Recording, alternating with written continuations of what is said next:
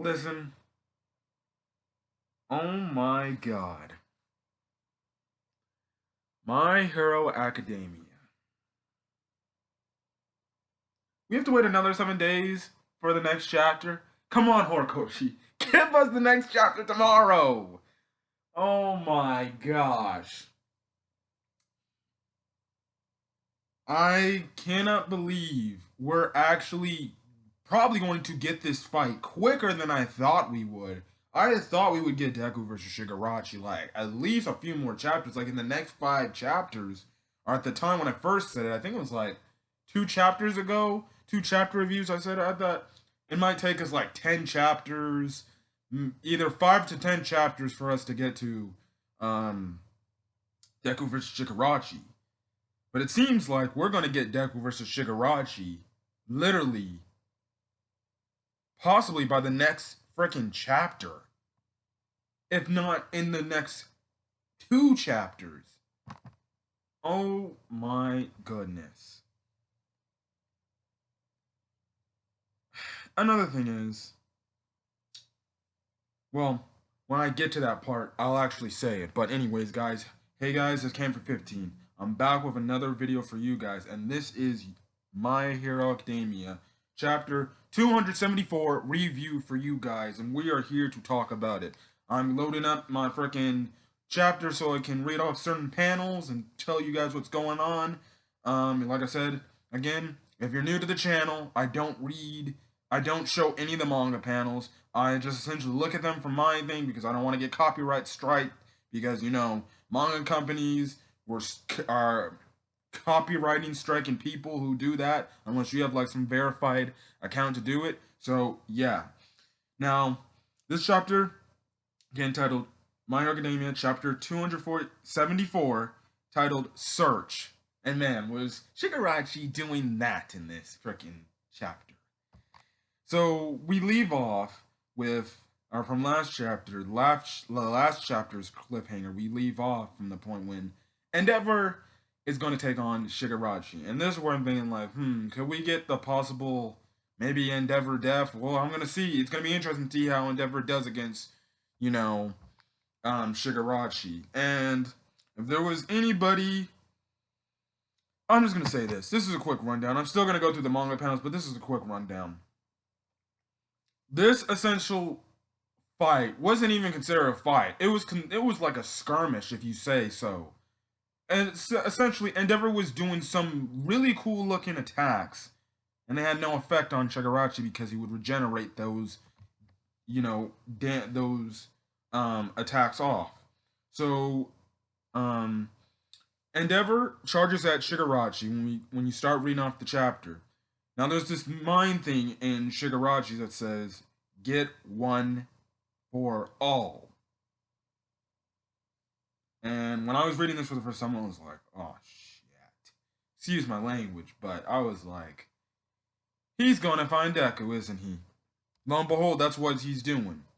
So Endeavor does a move called Hell's Curtain, and this just, a blanket of fire.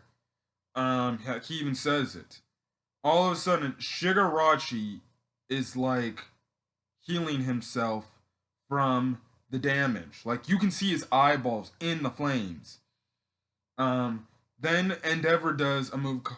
Then Endeavor's about to do a move called Jet something, but then Shigarashi comes out of the flames and he puts his hand out like he's gonna try to decay Endeavor. Endeavor quickly dodges that, because he knows what Shigarashi is and stuff like that. And Endeavor comes to realization because he says, no ordinary person could function without protection in this heat.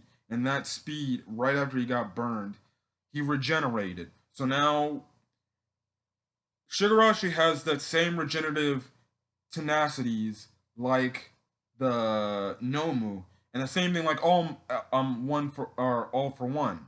That's the reason why All for One was able to stay alive for as long as he did, and was able to re-heal all those injuries he had over the time he fought all the One for All users. You know, um, Now now Endeavor flips around. He does this interesting move, and all of a sudden, he says on essentially the comms, "Attention, all Endeavor here. I engage Shigarashi at the hospital ruins. Anyone who can move without touching the ground needs to form a perimeter." Essentially, he's saying like barricade Shigarashi in so he can't get to the outskirts of the city to attack innocent civilians. Um, Now Shigarachi hand comes out of the fire, and he does some kind of like attack where this, I guess, energy blast shoots from his hand like he's a Dragon Ball Z character, and then that puts Endeavor down to the ground. Now Shigarashi says the quirks that Master had stocked up. It feels like I've been reborn with it all. This power. For the next, and then it goes on to an inner dialogue saying, for the next 4 months you'll endure hellish agony, and the whole progress, what it takes to get the power and stuff like that. So yeah. Then Shigarashi, he grabs one of his little, hand thingies, and Endeavor starts charging him again. And then this is when Shigarashi says, well, why do I not feel so satisfied with my power yet? Um, and it goes into an inner monologue again saying, out of everything that All for One sought to possess, the one power that didn't behave as he saw fit. Obviously, talking about One for All, because One for All is the only power All for One used to have, but gave it to his brother. And for the long haul, he wasn't able to get that quirk back because he couldn't kill any. Well, he did kill the users of One for All, but everyone passed it down to the next generation. Um, and Shigarashi keeps saying something inside of me, and something inside of me is urging me to go get it, to go after it. And in the meantime, he's blocking this Endeavor like attack, and it's like, okay, and at this point, Endeavor's just. So anybody who thought Endeavor was on All Might's level or All for One's level, you're mistakenly wrong. Endeavor stands no chance against Shigarashi. Legit no chance. Shigarashi is literally just not even caring. He's doing his own inner monologue and talking to himself, and he's just over here fighting like, whatever. This guy's just getting in my way, you know. Like, seriously, Endeavor stands no chance whatsoever. And Shigarashi now realizes he has to get All for One. Now, in the clouds of smoke, you see this distance of these sparkles, essentially, like these lights. And I think that one, it represents all the users of One for All within Deku, but that's also pointing to Deku because there's this one big shining dot. Obviously, that's Deku because that's the current vessel of One for All, and Endeavor's like One for All, and then this when we cut to Deku, and Burnen's like, what? One for All? What are you saying? We're gonna come help you. And then that's when Deku realizes it's like he's coming, obviously. And Shigarashi sees, oh wait, he's down there. Now it cuts to one of the Wild Wild Pussycats, which I believe I forgot her name. It was the one that lost her quirk, but she even says, "If only I still had my search quirk, I could be helping everyone." But her quirk was taken away because of All for One way back in season 3 of the in terms of the anime, yeah, but way back into the Kamino arc. Now Deku tells Burnen to wait, but she's like, "Listen, you kids evacuate with the remaining heroes. Listen to the authorities. We got to get farther away." So then it cuts to this point where Shigarashi, he just jumps extremely, does the Spider-Man 2 video game jump where you charge up and then you can just jump all the way up. He does that because he's on his way to try to retrieve One for All and try to steal that quirk off him. Endeavor says he's headed for the civilians, expand the battle perimeter, and start evacuating the city outskirts too. And Deku, he's just doing the whole uh, uh, where the main protagonist is still, where it's just shocked beyond belief, and he can't compose himself like that, and things like that. And Deku's just, just he's doing the thing where obviously if it was animated, they do the thing where Deku would just be in a still shot, and it just pans to like all the destruction and everybody moving in a panic and stuff like that. Next thing you know, we get my boy Bakugo, which kind of is the guy to snap him out of reality and be that one guy that's like, yo, hey, wake up, or something like that. So Bakugo says, if you told them there's no denying that they have to devote a lot of people just to protect you, be it, what I would say, like, what Bakugo's saying, I think what Bakugo's saying here, essentially is like, well, guess what if I had told them that essentially this is all because we're trying to protect you right now because of your quirk and stuff like that. I think that's what he's trying to say to Deku, like, listen, we need to get moving. And that's what he's going on and saying. He's like, because heroes are supposed to protect everyone, which, is another thing that Deku's always been about. He wants to not only protect just, the people in the need, he wants to protect everybody, in the vicinity. And, Bakugo's like, so you've already made up your mind, right? And Deku's like, yep, I gotta prioritize the people's safety. Bakugo then goes on to mention, first we hear one for all, and that he's heading our way. That ain't exactly solid proof, but still, you better start moving. Essentially, Bakugo's telling Deku, like, listen, we need to get out of here. We need to move away from the civilians and the public so they don't get caught in the crossfire and we don't end up losing any more deaths because, this guy is coming at Shigarachi's coming after you. So then Todoroki, he questions where Deku and Bakugo are going. And Deku kind of gives a stupid, well, he gives a funny answer, like, the whole typical, hero answer where, in like the Marvel days, where there's like for example, Spider-Man would always sense like that there's an spider sense like there's an enemy going on, there's danger, and people like, yo, where are you going? He's like, I'm gonna go like alert the police or something. Here, Deku says, like, I forgot something, I'll be right back, which makes no sense. It should be the other here, the Todoroki and the other should be like, he's doing what we think he's gonna be doing. He's gonna try to fight the bad guy. Now, people are obviously gonna be upset that Todoroki's not joining Deku and Bakugo, but let's be real. One, Todoroki cannot float or fly. And then two, let's be real. The two main people they really focus on in Class 1A is Deku and Bakugo. Those are the two guys they've been focusing. For the meantime, they did focus on Todoroki a bit, but, listen, Todoroki's going to get his moments. I know Todoroki's a fan favorite, but he's going to get his moments, but he's not on the top tier, echelon of where Deku and Bakugo is at. And essentially, even in this chapter, Horikoshi straight up just essentially says, all right, here you go. Here you go. These are your two lead main characters who are the rivals and who are the, two guys that when they have to, were probably forced to team up, they'll have to team up. Deku and Bakugo are officially on that, Goku and Vegeta plateau level in terms of their relationship and the character.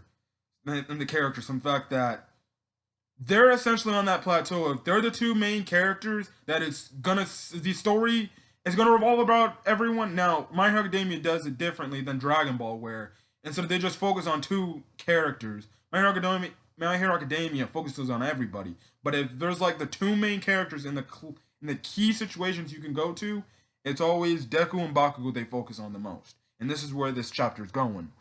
Now they cut to Ochako. Obviously Ochako's like having like the whole moment where she's all stunned and because she's worried about Deku because that's her, because Deku's the obvious or Ochako's the obvious shipping mate with Deku.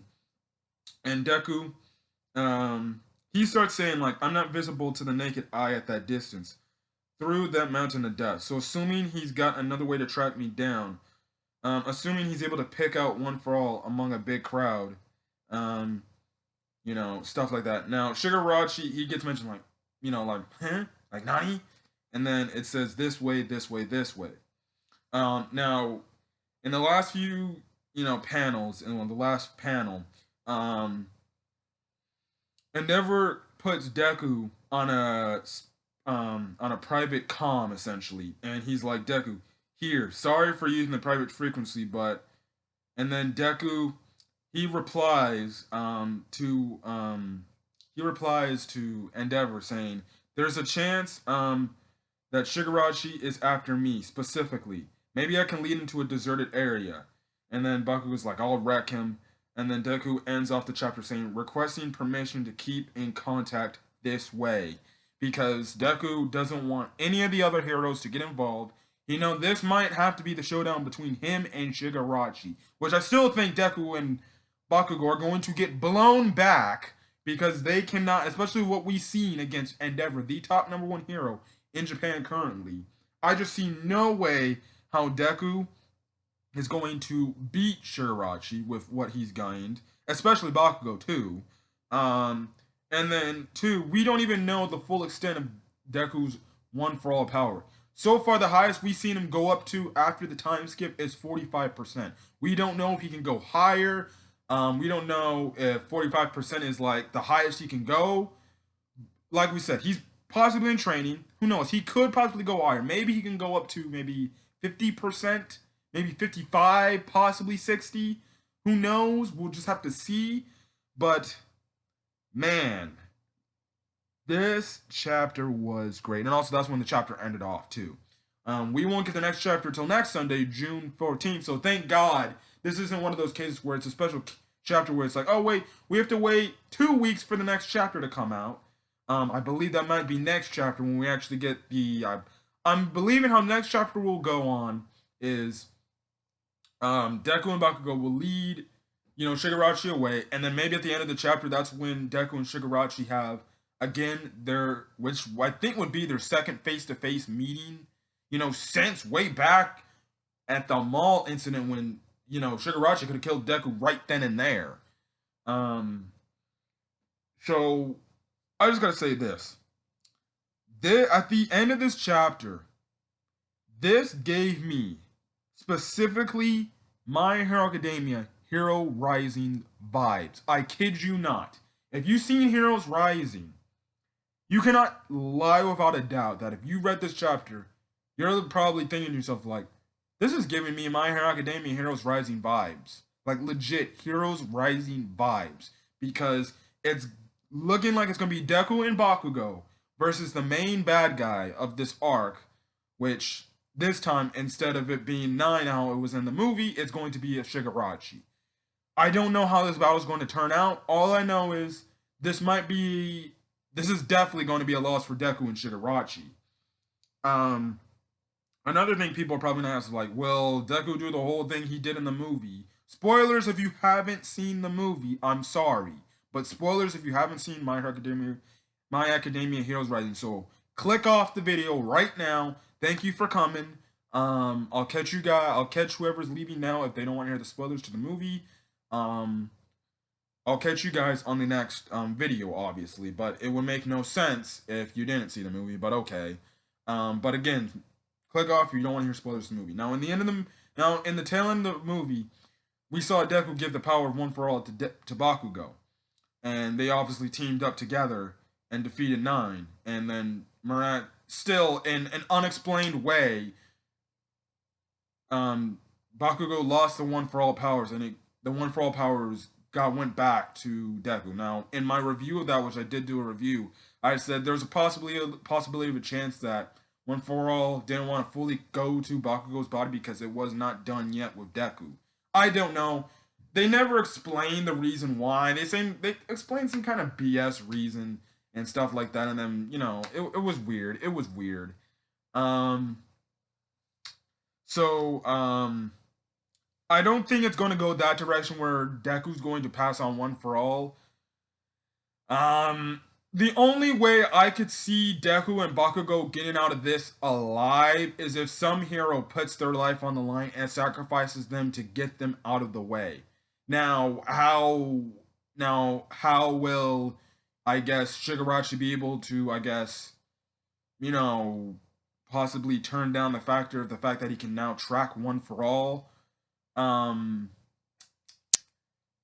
who knows? Maybe One for All, like after the battle eternally, will try to turn itself, you know, itself off with Deku so they can give. Like I do believe after this arc, we're going to get the heroes obviously retreating and obviously going into hiding because the villains are going to take over.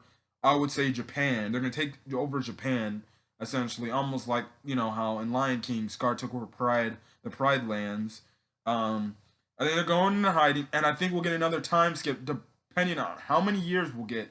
I think we'll get like instead of a month time skip like we did the past few chapters ago. I think we're gonna get maybe a possible few year time skip where obviously Deku and the others are much older and stuff like that. Now maybe we'll see some training, in that retreating, heroes hiding arc possibly, but who knows where that could go.